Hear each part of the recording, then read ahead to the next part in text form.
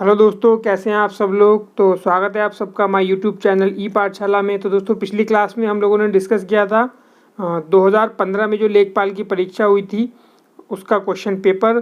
तो उस short paper में हम लोगों ने 3 सेक्शन डिस्कस कर लिए थे, यानी 75 क्वेश्चन हम लोगों ने डिस्कस कर लिए थे। 25 क्वेश्चन हिंदी के किए थे, सामाजिक अध्ययन यानी जनरल स्टडीज़ या जीके जिसको हम कहते हैं उसके हमने किए थे 25 क्वेश्चन, और 25 क्वेश्चन किए थे हमने ग्रामीण विकास के। तो दोस्तों, उस वीडियो का फीडबैक आप लोग ज़रूर दीजिएगा और साथ ही साथ आप उसमें कमेंट भी कीजिएगा। बहुत सारे लोगों ने चैनल को सब्सक्राइब नहीं किया है तो प्लीज़ सब्सक्राइब कर लीजिए, और वीडियो को जब आप देखें तो उसको लाइक भी किया कीजिए। ओके, ये आप लोगों से रिक्वेस्ट है। तो इस लेसन में मैं आप लोगों के साथ डिस्कस करूँगा मैथ वाला सेक्शन, क्योंकि मैथ वाले सेक्शन में थोड़ा सॉल्व करना होता है, उसमें टाइम ज़्यादा लगता है, वीडियो बहुत ज़्यादा बड़ी हो जाती, तो इसलिए मैंने मैथ वाला सेक्शन स्किप किया था। ये दूसरा पार्ट इसलिए बनाना पड़ा ताकि हम मैथ का सेक्शन डिस्कस कर सकें। ठीक है, तो चलिए स्टार्ट करते हैं। और एक रिक्वेस्ट और है कि अगर आप लोग पीडीएफ कंटेंट चाहते हैं तो लिंक वीडियो के डिस्क्रिप्शन में एक लिंक दिया हुआ है, वहाँ पे पीडीएफ डाउनलोड करने के लिए आपको ज्वाइन करना होगा टेलीग्राम का चैनल। टेलीग्राम के चैनल पे जब आप ज्वाइन कर लेंगे तो लेसन की पीडीएफ और इसके अतिरिक्त और भी नोट्स वगैरह जो है वो मैं आपको वहाँ से प्रोवाइड करा दूँगा।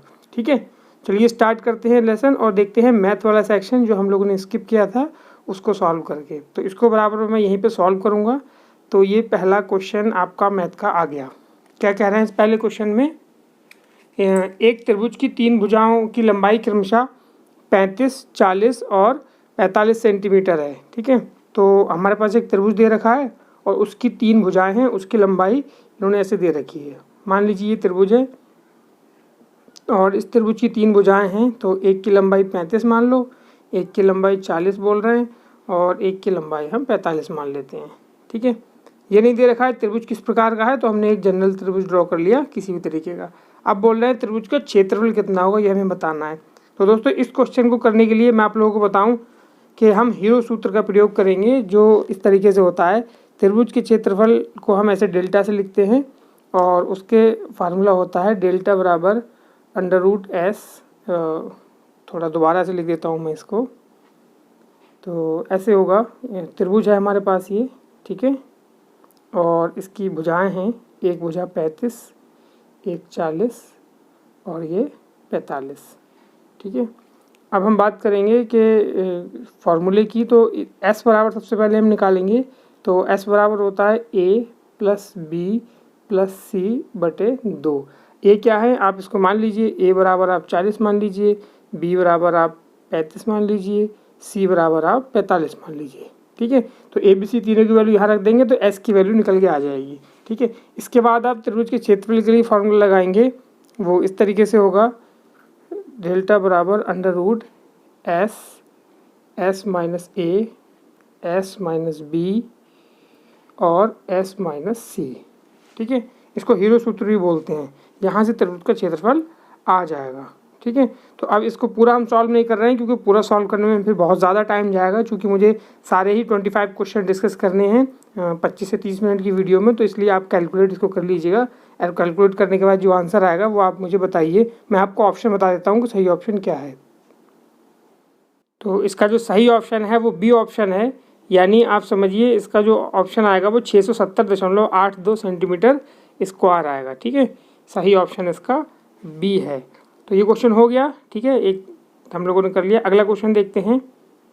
तो अगला क्वेश्चन में क्या कह रहे हैं, ये क्वेश्चन है कि एक शोधकर्ता ने निम्नलिखित प्रतिदर्श आंकड़ों को एकत्रित किया। ठीक, अब ये जो डाटा आपके सामने लिखा हुआ है, इस डाटा के बारे में हमको बताना है कि इसकी माध्यिका क्या होगी। ये नंबर्स लिखे हुए हैं, इसकी माध्यिका हमें बतानी है। तो इसके लिए क्या तरीका हम इस्तेमाल करते हैं, इसके लिए तरीके ये इस्तेमाल करेंगे, हम इसको या आरोही या अवरोही क्रम में लिख लेंगे। मान लीजिए अगर हम इसको आरोही क्रम का मतलब होता है असेंडिंग ऑर्डर, बढ़ता हुआ ऑर्डर, जैसे 1, 1 से बड़ा 4, 4 से बड़ा 5, 5 से बड़ा 6, इस तरीके से हम लिखेंगे। तो ये होता है आपका आरोही क्रम। अवरोही क्रम का मतलब होता है घटते हुए क्रम में।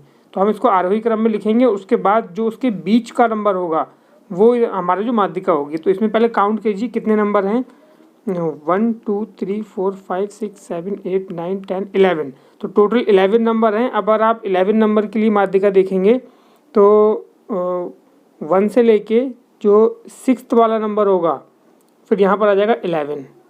1 2 3 4 5 6 7 8 9 10 11। तो इसमें देखिए 5 इधर आ गए और इधर से 5 इधर आ गए, बीच वाला जो नंबर है वो क्या है, छठा नंबर, तो ये माध्यिका होगी। अब माध्यिका मतलब क्या है, छठे नंबर पे जो नंबर आएगा वो माध्यिका होगी। अब यहाँ पर इस पे कौन सा नंबर आएगा इसको हम देख लेते हैं। सबसे पहले हम लिखेंगे 1, उसके बाद कितना है 4 है, उसके बाद है 5, उसके बाद है 5, क्योंकि 5 दो बार है, एक यहाँ पर 5 है, एक यहाँ पर 5 है, और चेक कर लीजिए कहीं और 5 नहीं, एक और 5 है यहाँ पर है। ठीक है, 3 बार 5 हो गया, 1 हो गया, 4 हो गया। अब हम लिखेंगे 6, तो 2 बार 6 हैं। ठीक है, ये दोनों 6 हो गए। उसके बाद 7 है, ये हमने 7 कट कर दिया। उसके बाद 12 है। ठीक है, और फिर एक 12 और है। फिर टोटल कितने 11 नंबर हो गए, 1 2 3 4 5 6 7 8 9 10, और अभी कुछ रह गया 1 2 3 4 5 6 7 8 9 10, सॉरी 8 बीच में था, एक 8 रह गया, तो 7 के बाद एक 8 आएगा। अब पूरे 11 नंबर हो गए इसमें। छठे नंबर पे क्या है, 1 2 3 4 5 6, छठे नंबर पे हमारे पास 6 है, तो इसकी माध्यिका क्या होगी, 6 होगी। यानी हमारा सही ऑप्शन क्या हो जाएगा, डी। डी हमारा राइट ऑप्शन होगा। ठीक है, अगला क्वेश्चन क्या है, नेक्स्ट क्वेश्चन देखते हैं। यदि एक त्रिभुज की भुजाओं का अनुपात 3:4:5 है, यानी ये रेशियो दे रखा है, और उसका क्षेत्रफल दे रखा है, तो त्रिभुज का परिमाप कितना होगा। मतलब अगर हम इसकी भुजाएं निकाल लें तो हमें परिमाप पता चल जाएगा। अब यहाँ पर थोड़ा देखिए, ये अनुपात क्या दे रखा है, 3:4:5। इसका मतलब ये इस प्रकार का अनुपात जो होता है वो समकोण त्रिभुज में होता है, यानी कहीं ना कहीं हमारा त्रिभुज जो होगा वो इस तरीके का होगा। तो एक भुजा 3 होगी, एक भुजा 4 होगी, और ये वाली भुजा 5 होगी। ठीक है, अगर मैं इसको x मान लूँ तो 3x 4x और 5x, ये 3 भुजाएं हो जाएंगी। ठीक, अब हमें दे रखा है इसका क्षेत्रफल। तो क्षेत्रफल समकोण त्रिभुज के लिए क्षेत्रफल का फॉर्मूला क्या होता है, हाफ इंटू बेस, यानी 3x मान लो, इंटू हाइट, वो कितनी है 4x। ठीक है, और त्रिभुज का क्षेत्रफल कितना है 216। अब आप यहाँ पर 2 से इसको कैंसिल कर देंगे 2 टाइम्स, ये यहाँ पर हो जाएगा 3 से 2 की गुणा 6x। ठीक है, 6x इक्वल टू कितना है 216, 216 के 6 से आप इसको काटेंगे तो ये आ जाएगा 36 एक्स स्क्वायर, यहाँ पे 2 बार x है तो ये x स्क्वायर हो जाएगा। ठीक, यानी x स्क्वायर बराबर आ गया 36, तो x बराबर कितना आ जाएगा 6। अब हमारे पास भुजाएं कितनी है 3x 4x और 5x, यानी कि क्षेत्रीय 18 एक साइड हो जाएगी, दूसरी साइड हो जाएगी 24, और तीसरी साइड हो जाएगी 30। ठीक है, इन सबको जब आप ऐड कर देंगे तो हमारे पास आंसर आएगा 72, यानी सही ऑप्शन हो जाएगा इसका सी, 72 इसका राइट ऑप्शन होगा। अब अगला क्वेश्चन देखते हैं। अगला क्वेश्चन कह रहा है, रघु ने 1200 किलोमीटर हवाई जहाज से तय की, मतलब 1200 किलोमीटर की यात्रा जो है वो हवाई जहाज से तय की है, जो उसकी कुल यात्रा का 2/5 भाग थी। ठीक, तो अगर हम मान लें कि कुल यात्रा x है, तो x का 2/5 बराबर कितना हो जाएगा 1200, यानी कुल यात्रा बराबर कितनी हो जाएगी 5/2 गुणा 1200। ये बात आपको समझ में आई। ठीक, मतलब ये कि 1200 जो है वो कुल यात्रा का 2/5 है। ठीक, तो 5/2 इंटू 1200 ये हो जाएगी कुल यात्रा, आप इसको ऐसे भी याद रख सकते हैं। ठीक, तो यहाँ से आप सॉल्व करोगे तो कितना आ जाएगा 6, और ये 5 6 30, 3000 किलोमीटर जो है वो कुल यात्रा है। ठीक, अब इसमें से आप 1200 कम कर दो तो कितनी बची यहाँ पर 1800। अब 1800 में से आगे क्या करें, उसने कुल यात्रा का 1/3 भाग कार द्वारा तय किया, यानी 3000 का 1/3 कितना हो जाएगा 1000, तो कार द्वारा किया 1000, हवाई जहाज द्वारा किया 1200, ये हो गया 2200। शेष यात्रा रेलगाड़ी से करी तो शेष बची कितनी 800, तो इसका आंसर कितना हो जाएगा, रेलगाड़ी द्वारा तय की गई यात्रा पूछी है तो 800 इसका आंसर हो जाएगा। आंसर सी जो है वो सही ऑप्शन होगा इसका। ठीक है, नेक्स्ट क्वेश्चन देखते हैं। अगले क्वेश्चन में बोल रहे हैं, किसी कक्षा के 15 विद्यार्थियों की औसत आयु 15 वर्ष है। ठीक है, इनमें से 5 विद्यार्थियों की औसत आयु 14 वर्ष है, 9 विद्यार्थियों की औसत आयु 16 वर्ष है, तो 15 विद्यार्थी की आयु ज्ञात कीजिए। बहुत सिंपल क्वेश्चन है, इसको ऐसे करेंगे, मैं आपको बता दे रहा हूँ, सॉल्व आप करना कि 15 विद्यार्थियों की औसत आयु पूछी है, तो हम यहाँ मानेंगे 15 विद्यार्थी, पहला x1 है, दूसरा विद्यार्थी x2 है, इस तरीके से हम करते चले जाएंगे, और लास्ट कितना हो जाएगा x15 डिवाइडेड बाय कितना होगा इसको 15, ये बराबर कितने के है, औसत कितना है इसका 15। ठीक, तो अब यानी कि ये इसके बटे में नहीं है, इसके बराबर में है, तो यानी कि x1 x2 x3 x15 divide by 15 ये बराबर किसके है, औसत आयु 15 के। अब यहाँ से x1 + x2 + x15 इसका सब निकालेंगे तो ये 15 × 15 यानी ये 225 के बराबर हो जाएगा। ठीक है, इसको आप पेपर पर लिख लेना। ठीक, तो पहला आ गया हमारे पास कि x1 x2 x3 ये कितना है 225 के बराबर है।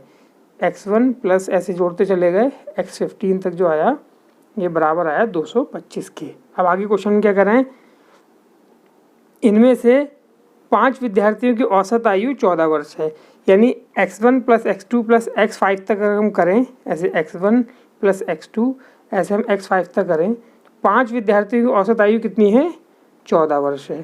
ठीक है, तो यानी x1 से लेके x5 तक का सम जो है वो 14 की 5 से गुणा करें कितना आएगा 14 पंजे 70। ठीक है, दो चीज़ हो गई।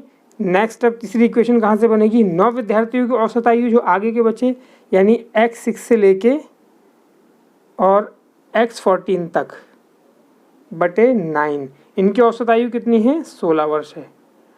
इसकी मल्टीप्लाई करेंगे 16 नंबर ये हो जाएगा 108। तो x6 से लेके x14 तक जो है इसका सम आ जाएगा 108। ठीक, पूछी क्या है 15वें विद्यार्थी की हमसे आयु पूछिए कितनी आयु होगी। ठीक है, तो बहुत सिंपल है, अब इसको रख लीजिए आप। x1 से लेके हमने क्या बात की थी x15 तक, x15 तक कितना था ये 225। अब यहाँ से लेके 5 तक जो था वो कितना आया था 70, प्लस 9 से लेके 14 तक कितना आया था 108, प्लस x15 बराबर 225। इन दोनों को सम कर लीजिए तो ये 178 हो जाएगा, 225 में से माइनस कर दीजिए। तो यहाँ से जब आप इसको सॉल्व करेंगे तो इसमें आपका आंसर आ जाएगा 11 वर्ष। ठीक है, तो 30 क्वेश्चन है उसका सही ऑप्शन होगा ए। अगला क्वेश्चन देखते हैं, आंकड़ा समूह का सबसे अधिक बारंबार आने वाला मान क्या कहलाता है। बहुत सिंपल है, बहुलक कहलाता है, इसका डी ऑप्शन सही है। नेक्स्ट क्वेश्चन देखते हैं। अच्छा, ये क्वेश्चन यहाँ फिनिश हो गए, अब हमें इधर आना पड़ेगा, कोई दिक्कत नहीं। यहाँ देखते हैं हम क्वेश्चन को, क्वेश्चन नंबर 32। दो संख्याओं का लघुत्तम समापवर्त दे रहे हैं। अभी हमने 31 किया था, क्वेश्चन नंबर 31 किया था। ठीक है, क्वेश्चन नंबर 32, दो संख्याओं का लघुत्तम समापवर्त दे रहे हैं 520 है और उसका महत्तम समापवर्त यानी HCF वो 4 है। तो इनमें से एक संख्या कितनी है 52 है, तो दूसरी संख्या बताओ। इसमें आपको थोड़ा कैलकुलेशन खुद करनी, फॉर्मूला बता दे रहा हूँ। तो ये दो संख्याएं हैं, मान लो एक संख्या M1 है, दूसरी संख्या कितनी है M2 है, तो M1 इंटू M2 ये बराबर होगा LCM इंटू HCF। बस LCM आपको पता है 520 रख दो, HCF पता है 4 रख दो, एक नंबर पता है 52, यहाँ पे 52 रख दो, बस M2 की वैल्यू सॉल्व कर लो यहाँ से। जब आप इसको कैलकुलेशन करके सॉल्व करोगे तो इसका आंसर आएगा 40। तो 40 जो है इसका आंसर है, डी ऑप्शन सही है। अगला क्वेश्चन देखते हैं, एक समचतुर्भुज का क्षेत्रफल 500 सेंटीमीटर है और इसके एक विकर्ण की लंबाई 25 सेंटीमीटर है, तब दूसरे विकर्ण की लंबाई क्या होगी। बस इसमें भी आपको फार्मूला ध्यान रखना है। तो समचतुर्भुज का क्षेत्रफल का जो फार्मूला होता है, मान लीजिए क्षेत्रफल बराबर कितना है 500, इसका जो फार्मूला होता है वो होता है 1/2 गुणा पहला विकर्ण D1 इंटू दूसरा विकर्ण D2। एक विकर्ण की लंबाई कितनी है इसका मान रख दो 25, दूसरे विकर्ण की लंबाई आपको कैलकुलेट करनी है, वो यहाँ से आ जाएगी। ठीक है, तो ये आपका यहाँ से आंसर हो जाएगा। जब D2 को आप सॉल्व करेंगे इसकी कैलकुलेशन करके, तो इसमें जो दूसरे विकर्ण की लंबाई आएगी सॉल्व करने के बाद, तो वो आपका आंसर होगा B 40 सेंटीमीटर। ठीक है, नेक्स्ट क्वेश्चन देखते हैं, क्वेश्चन नंबर 34। ये क्वेश्चन क्या कह रहा है, क्वेश्चन नंबर 34 में है कि A, B और C एक कंपनी में हिस्सेदार हैं, मतलब 3 लोग हैं A, B और C, ये किसी कंपनी में हिस्सेदार हैं। A, B और C इन्होंने एक कंपनी स्टार्ट की है। किसी एक वर्ष में A को 1/3 लाभ, A को लाभ 1/3 भाग मिला, मतलब जो प्रॉफिट था उसका मान लो प्रॉफिट X था, तो X/3 किसको मिला A को मिला, और B को क्या मिला 1/4 मिला, यानी X/4 जो था वो B को मिला। C को क्या मिला, C को 5000 रुपये मिले। ठीक है, तो अब हमको बताना है कि A को कितना लाभ मिला। क्वेश्चन में पूछ रहे हैं कि A को कितना लाभ मिला, तो अब हमें ये पता चल जाए कि टोटल कितना लाभ हुआ और उसका 1/3 भाग जो है वो A को मिला, तो हम बड़ी इजीली कैलकुलेट कर लेंगे। ठीक है, तो अब देखिए यहाँ पर ए और बी को हमें पता है, ए को कितना है 1/3 है, बी को कितना है 1/4 है। तो सी को जो मिला होगा वो कितना मिला होगा, वो मिला होगा 1, उनको ऐसे बोलेंगे 1 माइनस 1/3 प्लस 1/4। ठीक है, अब इस पूरे का मल्टीप्लाई कर दो, एक्स अगर आप ऐसे मानना है तो ये, और ये बराबर कितनी है 5000 के होगा। बस इस इक्वेशन को आपको सॉल्व करना है, यानी 1/3 प्लस 1/4 ये किसका हो गया, ये भाग हो गया ए और बी का। तो सी का कितना होगा, 1 में से इसको माइनस कर दो हम, ठीक है, इंटू एक्स। एक्स हमने माना है कि कुल लाभ है। बस इसको आप सॉल्व करके और 5000 के बराबर कर दो, यहाँ से एक्स की वैल्यू निकाल लो। एक्स की वैल्यू जब आप निकाल लेंगे बस उसका 1/3 आप कर देंगे, आपका आंसर आ जाएगा। ठीक है, तो जब आप इसको सॉल्व करेंगे तो इसमें जो आपका आंसर आएगा वो 4000 आएगा। ठीक है, क्योंकि टोटल लाभ एक्स की वैल्यू जब आप सॉल्व करेंगे तो वो आएगी 12000 यहाँ से। ठीक है, तो 12000 का 1/3 4000 इसका सही ऑप्शन होगा, तो ए ऑप्शन इसका राइट होगा। इसको आप बस कैलकुलेट कर लेना। अब अगला क्वेश्चन में क्या बोल रहे हैं, ये बोल रहे हैं एक समबाहु त्रिभुज है, उसकी ऊंचाई बतानी है हमें। उसकी ऊंचाई क्या होगी, जिसकी प्रत्येक भुजा 4 सेंटीमीटर है। तो समबाहु त्रिभुज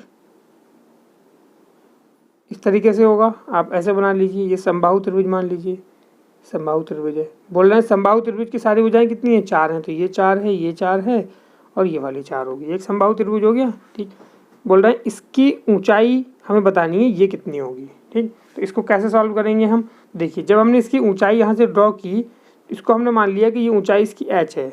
ठीक है, अब जब ये वाली भुजा आपको पता है कि समबाहु त्रिभुज के सारे कोण कितने होते हैं, बराबर होते हैं, और त्रिभुज के तीनों कोण कितने होते हैं, 180 डिग्री होते हैं। इसको आप नोट कर लेना, त्रिभुज के जो जितने भी अंदर के कोण होंगे इन सब का आप योग करोगे तो 180 आएगा, और सारे कोण कितने हैं, 60-60 के हैं। ठीक है, यानी 3 कोण हैं तो बराबर बराबर कितने हो जाएंगे, 60-60 के हो जाएंगे ये। ठीक है, तो ये वाला कोण हमें पता चल गया 60 डिग्री है। ठीक, ये वाली भुजा कितनी है, 4 है। ठीक है, और ये वाली भुजा कितनी है, 2 है। तो h पता करनी है, तो ये हो जाएगा h बटे, अब इसमें साइन थीटा वाला सूत्र लगाएंगे हम, ये वाला कोण मानेंगे 60, तो h/4 बराबर कितना हो जाएगा, साइन 60। ठीक है, तो यहाँ से h बराबर हो जाएगा 4 साइन 60, यानी h बराबर आएगा 4 साइन 60। साइन 60 की आप वैल्यू लगा देंगे, इसको आप 4 से साथ सॉल्व करेंगे, तो यहाँ से जो आपके लिए ऑप्शन आएगा वो ए ऑप्शन सही होगा, क्योंकि साइन 60 की वैल्यू कितनी होगी, √3/2। 2 से ये 4 हो जाएगा, तो ये 2√3 जो है ये आपका ऑप्शन होगा। ए ऑप्शन जो है वो सही होगा इसमें। ठीक है, अगला क्वेश्चन देखते हैं। एक व्यक्ति एक कार्य को 18 दिन में पूरा कर सकता है। एक व्यक्ति एक कार्य को 18 दिन में पूरा कर सकता है। ठीक है, 36 व्यक्ति एक कार्य को 18 दिन में करते हैं, 27 व्यक्ति उसी कार्य को कितने दिन में करेंगे। तो अब यहाँ पर देखिए कांस्टेंट क्या चीज़ है, 3 लोग हैं, एक तो व्यक्ति हैं, दिन है और कार्य है। कार्य क्या है, कांस्टेंट है। तो जब कार्य कांस्टेंट हो कहीं पर भी, तो मैं आपको एक फार्मूला बता रहा हूँ, आपको वही लगाना है हर जगह। ठीक, वो क्या होता है, मैन इंटू डेज बराबर मैन इंटू डेज, यानी पहले केस में m1 d1 बराबर m2 d2। तो पहले में मैन कितने हैं, 36 लोग, कितने दिन में कर रहे हैं, 18 दिन में, बराबर दूसरे में कितने हैं, 27 लोग, कितने दिन में कर रहे हैं, नहीं पता, d2 कैलकुलेट करना है। बस इसको सॉल्व करके d2 का मान निकाल देना। अब यहीं से सॉल्व कर दो, 9 से काट दो इसे, 9 3 27, 9 दूनी 18, फिर इसको 3 से काट दो तुम, 3 से 3 कम 3, 3 दूनी 6, तो 12 दूनी 24, 24 इसका आंसर होगा। 24 कौन सा है, सी ऑप्शन सही है। ठीक है, अगला क्वेश्चन देखते हैं। एक धनराशि साधारण ब्याज पर 2 वर्षों के लिए किसी निश्चित दर पर दी जाती है। ठीक है, सिंपल इंटरेस्ट का क्वेश्चन है। तो मान लीजिए कोई धनराशि है, मूल m मान लीजिए। ठीक है, धनराशि साधारण ब्याज पर 2 वर्षों के लिए दी जाती है। ठीक है, किसी निश्चित दर पर, दर मान लीजिए इसकी d है।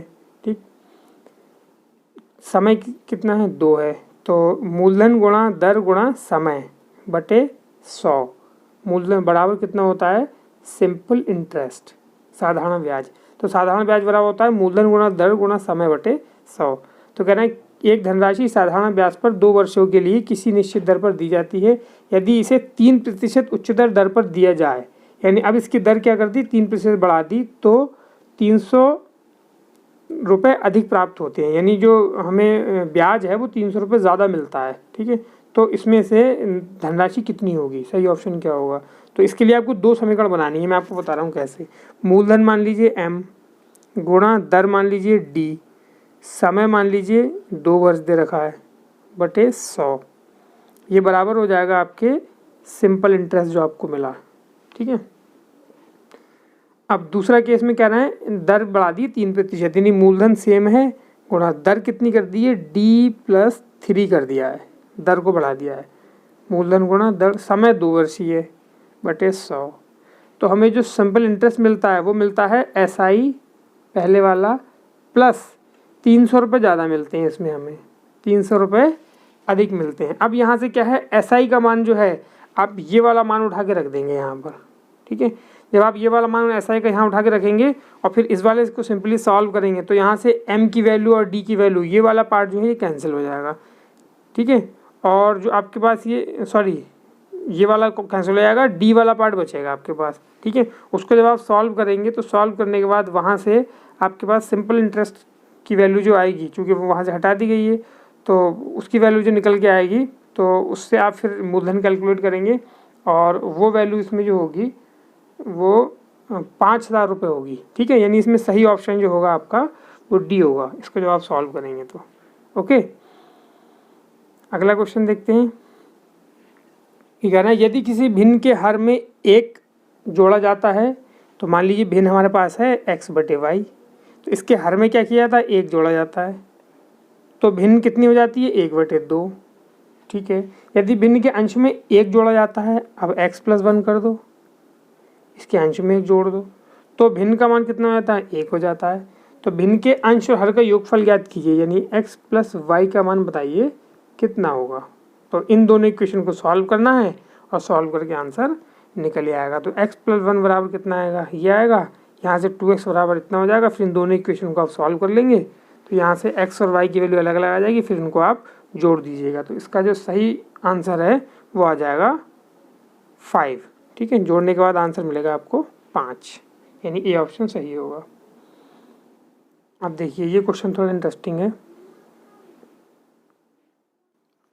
अब अगला क्वेश्चन देखते हैं, ये क्या है, कह रहा है कि 720 मिठाइयाँ 720 मिठाइयाँ हैं,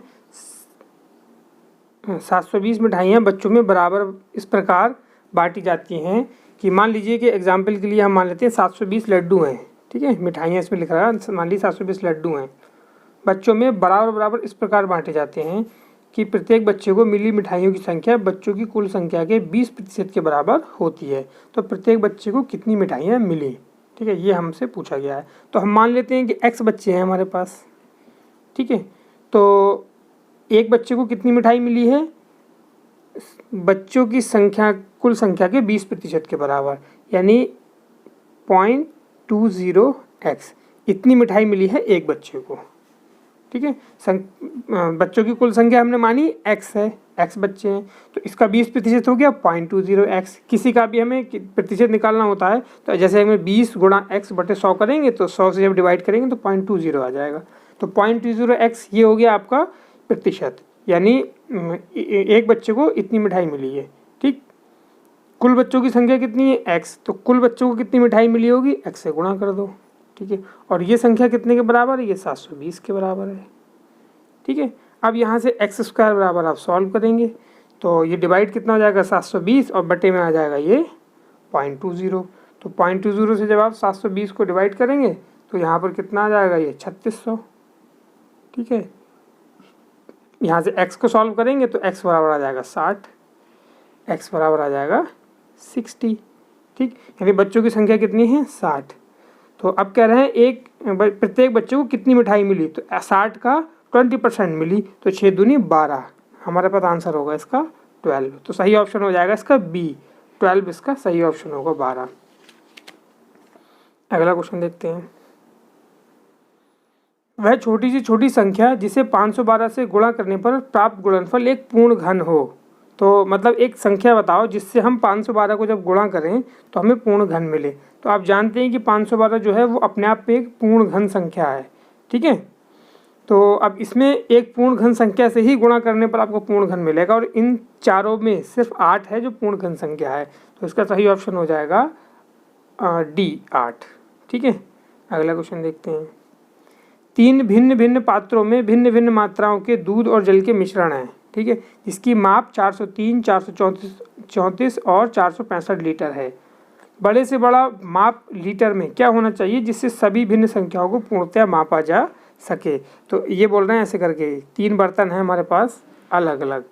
अब इन तीनों बर्तनों की माप है, एक की 403 है, एक की 434 है और एक की 465 है। ठीक है, अब एक बड़े से बड़ा बर्तन बताओ जिससे इन तीनों से मापा जा सके। मतलब सिंपल है, हाईएस्ट कॉमन फैक्टर HCF निकालना है आपको इन तीनों नंबर्स का। तो HCF कैसे निकलेगा, सबके अलग अलग फैक्टर कर दो। जब आप फैक्टर करोगे इन तीनों के तो आपको इसमें से कॉमन फैक्टर जो मिलेगा, जैसे आप सबसे पहले 403 की बात करूँ मैं, आप 403 के फैक्टर कीजिए तो आप किससे डिवाइड करेंगे, इसको डिवाइड कीजिए, 3 से डिवाइड कीजिए, 3 1 जा 3, 3 3 जा 9, नहीं होगा डिवाइड ये यहाँ 3 से। ठीक है, तो फिर आप इसको कितने से करेंगे, 31 से डिवाइड कीजिए, 31 से आप इसको डिवाइड कीजिए तो 31 से ये डिवाइड हो जाएगा। तो इसी तरीके से आप तीनों संख्याओं को अलग अलग डिवाइड करेंगे तो इसमें कॉमन फैक्टर आएगा, वो 31 होगा, 31। ठीक है, आप डिवाइड करके देख लेना, तो इसका सही ऑप्शन हो जाएगा ए। सुरेश तथा संदीप एक व्यवसाय में साझेदार हैं। सुरेश ने 5 माह के लिए इतने पैसे तथा संदीप ने 6 माह के लिए इतने व्यवसाय में लगाए। वर्ष के अंत में 610 रुपये के कुल लाभ में संदीप को कितना मिलेगा। तो ये क्वेश्चन हमें देखना है। इसमें सुरेश और संदीप 2 लोग हैं, मान लो सुरेश हैं, ठीक है, और संदीप, इन्होंने एक व्यवसाय में लगाया। तो सुरेश ने लगाए 5 महीने के लिए 5000 रुपये, ठीक है, संदीप ने लगाए 6 महीने के लिए 6000 रुपये, टोटल लाभ हुआ 610। तो किसको कितना मिलेगा, तो इसके लिए एक ट्रिक होती है, वो यूज़ करेंगे हम। तो इसके लिए क्या करना है हमें, सुरेश और संदीप इन दोनों का जो शेयर है उसके हमें अनुपात निकालना है। तो जैसे राशियों के अनुपात की अगर हम बात करें तो सुरेश की बात कितनी है, सुरेश ने 5 महीने के लिए लगाए हैं 5000, इसका अनुपात लेना है हमें। 6 महीने के लिए संदीप ने लगाए हैं 6000, ठीक है, इससे अनुपात लेंगे तो ये कितना आ जाएगा, 25 अनुपात यहाँ पर 36, ठीक है, 25 अनुपात 36 आ गया सुरेश और संदीप का। अब हमें निकालना है संदीप का कितना लाभ है। तो जब संदीप का लाभ निकालेंगे तो इसके लिए हो जाएगा, संदीप वाला जो प्रॉफिट होगा वो हो जाएगा 36/25 + 36, ठीक है, यानी ये इसका वाला फ्रैक्शन हो गया, मल्टीप्लाई बाय टोटल लाभ कितना है 610। अब यहाँ पर अगर आपको सुरेश का निकालना होता तो ये 36 की जगह 25 कर देते, पूरा फार्मूला सेम रहता और यहाँ से आंसर आ जाएगा। तो इसके ऑप्शन जो दे रखे हैं 42 के, वो यहाँ पर दे रखे हैं 380, 400, 360 और 410। तो इसमें से जो सही ऑप्शन होगा वो होगा सी, यानी कि 360 वाला, ठीक है, सही ऑप्शन 360 होगा कैलकुलेट करने पर। आगे देखते हैं, अगला क्वेश्चन है n, n+1, n+2, n+3, n+5 का औसत क्या होगा। तो दरअसल ये क्वेश्चन यहाँ पर मिस प्रिंट हो गया है, मैंने इसको सॉल्व किया था। यहाँ पर n+4 जो है वो मिस है, n+4 नहीं होगा तो फिर इसका आंसर नहीं आएगा, ठीक है। तो n+3, n+4 प्लस n+5 है, इसका एवरेज निकालना है, वरना कोई आंसर इसमें नहीं होगा। जब आप n+4 करके इसको सॉल्व करेंगे तो इसमें सही ऑप्शन जो आएगा वो सी आएगा, ठीक है। इसको ऐसे करेंगे n+n+1 प्लस n+2 ऐसे करके n+5 तक डिवाइड बाय 1 2 3 4 5 डिवाइड बाय 5। इसका जब आप सॉल्व करेंगे तो आ जाएगा n+5/2। सही ऑप्शन जो है 43 का वो सी होगा। अगले देखेंगे 44, 2 संख्याओं का अनुपात इतना है और उनका लघुत्तम समापवर्त इतना है, तो छोटी संख्या इनमें से कौन सी होगी, इसको सॉल्व करना है। तो सबसे पहले हमें एलसीएम पता है 300 है, दोनों संख्या मान लेंगे 3x, एक संख्या मान लेंगे 3x, दूसरी संख्या हम 5x मान लेंगे। उसके बाद फिर हम एक संख्या को मान लेंगे 3x, दूसरी को मान लेंगे 5x, इनका मासा मान लेंगे और फिर इसको लासा, तो लासा गुणा मासा बराबर पहली संख्या दूसरी संख्या, यहाँ से कैंसिल आउट हो जाएगा, x की वैल्यू निकल के आएगी। फिर उसको सॉल्व करेंगे तो सॉल्व करने पर उसकी मल्टीप्लाई कर देंगे 3 से, तो 20 आएगा। x बराबर 3 × 20 60 हो जाएगा। तो ए ऑप्शन सही है। अगला क्वेश्चन 45 पे बहुत सिंपल क्वेश्चन है। इसमें पूछा इसका मान क्या होगा, तो 225 के लिए आप जानते हैं 15 होगा। इसका अंडर रूट 15 में हम जोड़ेंगे 154, तो ये हो जाएगा 169। ये कितना हो जाएगा 13। फिर इसमें जोड़ेंगे 15,612 में, तो ये 15,625 हो जाएगा। तो ये हो जाएगा 125 का स्क्वायर। ठीक है, तो ये 45 का सही ऑप्शन हो जाएगा ए। अगला क्वेश्चन है 40। एक व्यापारी अपनी वस्तुओं पर 25% मूल्य बढ़ाकर अंकित करता है। तो मान लो उसका जो वस्तु है, उसका जो सेलिंग प्राइस है उसमें एक्स है, एक्स की प्राइस वो कितने लिखता है 25% बढ़ाकर मूल्य अंकित करता है, यानी उसका जो मूल्य है वो इंटू 1.25 इतना वो मूल्य करता है उस पर। ठीक है, यदि वह अंकित मूल्य पर 4% छूट दे दे, यानी अब इस पर वो 4% छूट दे देता है। ठीक है, यानी ये कितना पे बेचता है वो 0.96 इतने परसेंट पे बेचता है, तो उसका लाभ प्रतिशत कितना होगा। ठीक है, तो लाभ हमें कैलकुलेट करना है, तो इसी सेलिंग प्राइस आ जाएगा। सेलिंग प्राइस में से ये आ गया SP, तो SP में से माइनस कर देंगे जो हमने माना था X, ये बराबर उसके लाभ के होगा। तो जब इसको सॉल्व करेंगे तो इसका आंसर आएगा B 20%। ओके, 46 का सही ऑप्शन हो जाएगा 20% B। 47 देखेंगे, 3 संख्याओं का योगफल इतना है, पहली संख्या दूसरी संख्या का अनुपात इतना है और दूसरी तरह तीसरी संख्या का अनुपात इतना है, तो पहली संख्या कितनी होगी। तो 2 संख्याएँ हैं, मान लीजिए 3 संख्याएँ हैं, A अनुपात B अनुपात C। तो इनका पहले A अनुपात B कितना दिया है 2:3 दिया है, तो इसको मानेंगे हम, और 2:5 अनुपात, दूसरी कितना है 3:5 और C कितना है 3:8 लिखेंगे। ठीक है, ये मेथड ऐसे लिखना है, जब ये अनुपात चेंज होते हैं अलग अलग तो इस तरीके से लिखते हैं। ठीक, अब इसको सॉल्व कर लेंगे। ठीक है, सॉल्व करने के बाद दिया जाएगा 10 अनुपात 15 अनुपात 24। ठीक है, इसको सम करेंगे आप, तो इसको मान लेंगे 10x 15x 24x बराबर 392। वहाँ से x का मान आएगा, x के मान आने के बाद आपको जो भी नंबर निकालना है वो निकाल लेंगे। तो सॉल्व करने के बाद जो इसका सही ऑप्शन आएगा वो आएगा C। ठीक है, 80, मतलब 80 ऑप्शन है C वाला ऑप्शन। ठीक, अगला है आपका ये बताना है 1 + x² + 1x² + 1/x² 23 है, तो इसका मान बताओ। तो इसका सिंपली आप स्क्वायर कर दो, ये बराबर कितना हो जाएगा 23 का स्क्वायर, ये बराबर आ जाएगा 1/x⁴ + x⁴ बराबर 2 × x² × 1/x² बराबर 23 का स्क्वायर कर दो। ठीक है, तो ये कैंसिल हो जाएगा, 23 का स्क्वायर में से 2 माइनस कर दो, इसकी वैल्यू निकल के आ जाएगी। जब आप इसको सॉल्व करोगे 48, तो इसका आंसर आएगा B 527। ठीक है, 49 देखते हैं, 4 अंकों की बड़ी से बड़ी संख्या जो 24, 30 या 36 में से प्रत्येक से विभाजित हो वो कौन सी है। तो सिंपल है, आप जानते हैं आपको क्या निकालना है, इसका लीस्ट कॉमन मल्टीपल निकालना है, वो आप इसको LCM निकाल ही लेंगे, मेथड आपको पता ही है। अगला क्वेश्चन है ये, तो इसमें सही ऑप्शन बता देता हूँ मैं, 49 का जो है वो D है ऑप्शन, जो है 9360 इसका सही ऑप्शन होगा।